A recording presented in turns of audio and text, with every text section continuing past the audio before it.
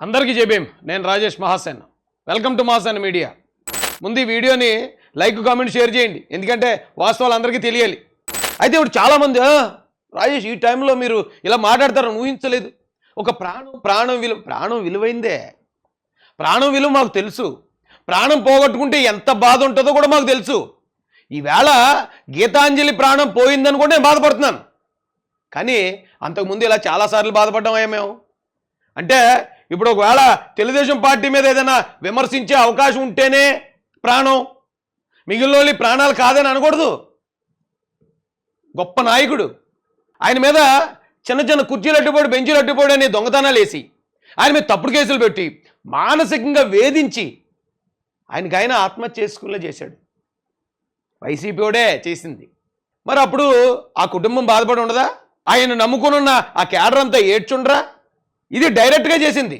ఇప్పుడు గీతాంజలి విషయంలో ఎవరు చేశారు గీతాంజలి మీద ఎవరైనా కేసులు పెట్టి వేధించారా గీతాంజలి మీద ఎవరైనా ప్రైవేట్ కేసులు వేశారా తప్పుడు కేసులు పెట్టారా లేకపోతే గీతాంజలిని ఎవరైనా బండబూతుపుడి ఆ పంచి ప్రభాకర్ గడి వెళ్ళాలి ఎంత దారుణమైన బూతులు మాడతారండి ఆ వైసీపీలో ఆ బోరుగడ్డ నీలుగడు నిజంగా ఎంతమంది చనిపోవాలి వాళ్ళ మాటలకి అలాగే ఎవరు మాట్లాడరు తెలుగుదేశం పార్టీలో అమ్మ నువ్వు తప్పు చెప్తున్నావు అని ఉంటారు నువ్వు అబద్ధం చెప్తున్నావు అమ్మా అని ఉంటారు అంతే తప్ప అంతకు మించి అమ్మాయి చనిపోయే అంత పెద్ద పెద్ద మాటలు అయితే తెలుగుదేశం పార్టీ వాళ్ళు మాట్లాడరు ఒకవేళ అమ్మాయి పాపం తెలీదు సోషల్ మీడియాలో ఏం జరుగుతుందో జగన్మోహన్ రెడ్డి చెప్పాడు కదా అనేదో ఒక వీడియో మాట్లాడేసింది కానీ నిజానికి ఇలాంటిది వస్తుందని తెలీదు ఒకవేళ ఎవరైనా అలా పెడుతుంటే షాక్ అవుతారు కొత్తోళ్ళు ఏమో వైసీపీ వాళ్ళు రెచ్చగొట్టారేమో అరే బాబు నీకు చాలా అవమానం జరిగింది ఇంత అవమానంతో ఎవరు బతకలేం అని ఆవిడ్ని అక్కడ దాకా ప్రేరేపించారేమో క్రిమినల్ అండి శవం దొరికితే సెలర్ అయిపోతారు వైసీపీ వాళ్ళు వాళ్ళకి కావాల్సిన శవం అంతే 2014లో వైఎస్ రాజశేఖర రెడ్డి గారి శవం 2019లో వైఎస్ వివేకానంద రెడ్డి గారి శవం ఇప్పుడు 2024లో ఏ శవం దొరుకుతుందా అని చూస్తున్నారు శవాల మీద పేరాలు ఏరుకునే రకాలయ్యి శవాల మీద పేరాలు ఏరుకునే వాళ్ళకి అలాంటి రాజకీయమే వస్తుంది కానీ అదే జగన్ రెడ్డి అదే వైసీపీ చేతిలో ప్రాణాలు పోగొట్టుకున్న వాళ్ళు ఎంతోమంది గొప్ప పెద్ద పెద్ద నాయకులు ఉన్నారు ఒరుపుల రాజా గారు ఎంతో భవిష్యత్తున్న రాజకీయ నాయకుడు అండి గొప్ప నాయకుడు ఈయన మీద తప్పుడు కేసులు పెట్టి పోలీసు వాళ్ళని ఇంటి చుట్టూరా చుట్టుముట్టించేసి ఇగో అరెస్ట్ చేస్తున్నాం అదిగో అరెస్ట్ చేస్తున్నాం అని రకరకాలుగా హింసించి వేధించి అకాల మరణం ఆయన అర్ధంతరంగా చనిపోయాడండి పాపం గొప్ప వ్యక్తి మంచి నాయకుడు దానికి కారణం వైసీపీ ఏమండి ఇక ఈ విషయం ఆల్రెడీ మనం చాలా రోజుల నుంచి చెప్పుకుంటూ వస్తున్నాం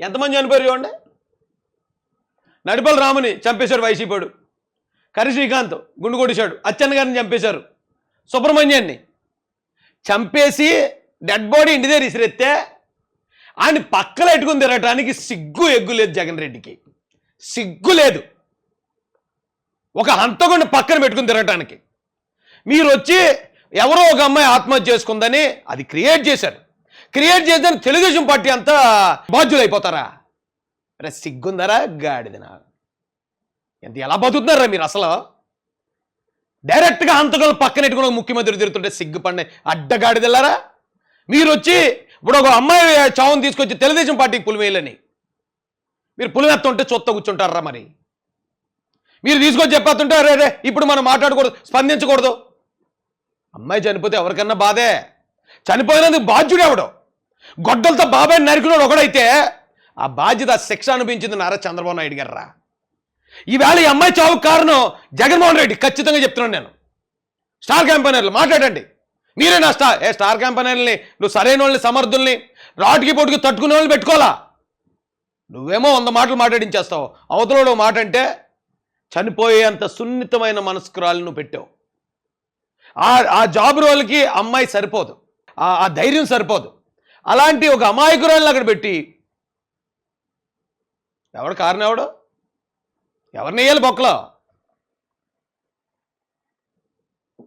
ఈయన ఎవరికి స్టార్ క్యాంపెయినర్ కాదు పాపం ఆయన బాధ చెప్పాడంతే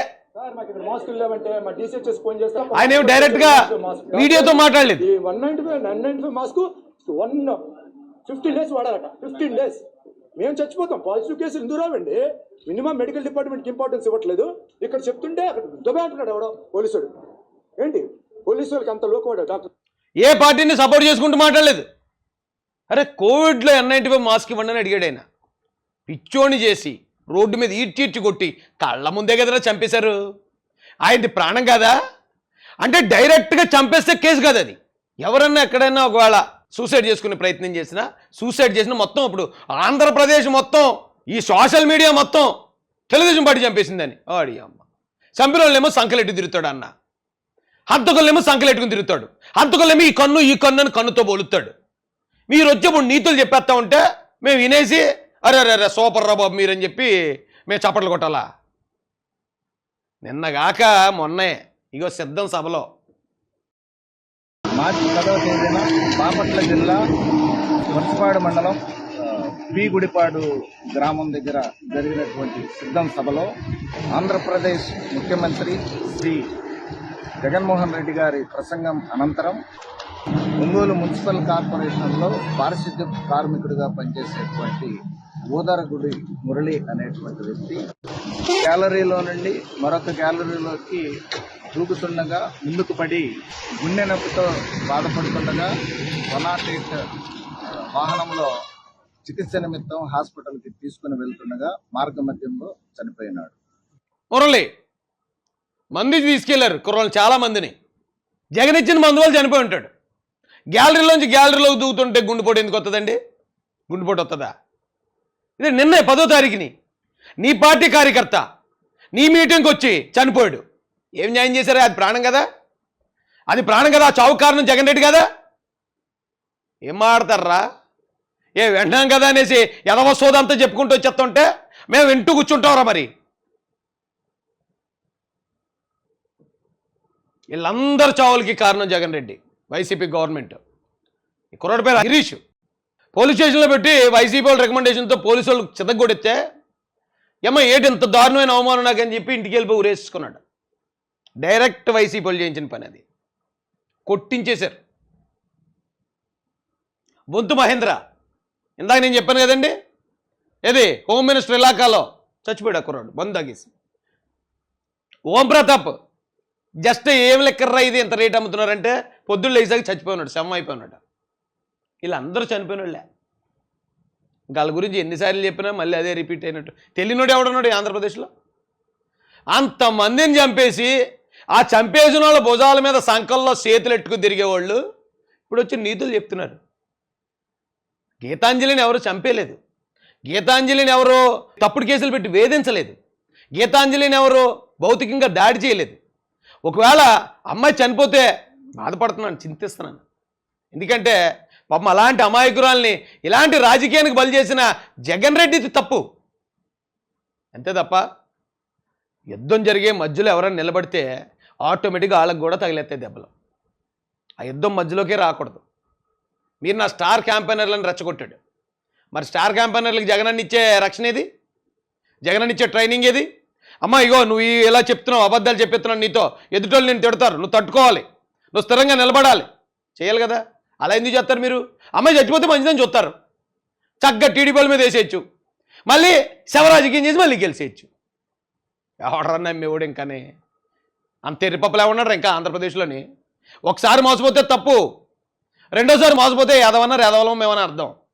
ఒకసారి మోసపోతే ఓకే, ఎవడన్నా మోసపోతారు ఒకసారి. రెండోసారి కూడా ఇలాంటి మీరు క్రియేట్ చేసి తప్పుడు క్రియేషన్లు చూసి మళ్ళీ జగన్ కొట్టేసి మళ్ళీ రెండోసారి కూడా మోసపోవడానికి ఆంధ్ర వాళ్ళు ఏమన్నా ఎర్రిపప్పలా? తెలుగోడు అంటేనే తెలివైనోడు. ఇంటికి వెళ్ళడానికి సిద్ధంగా ఉండండి.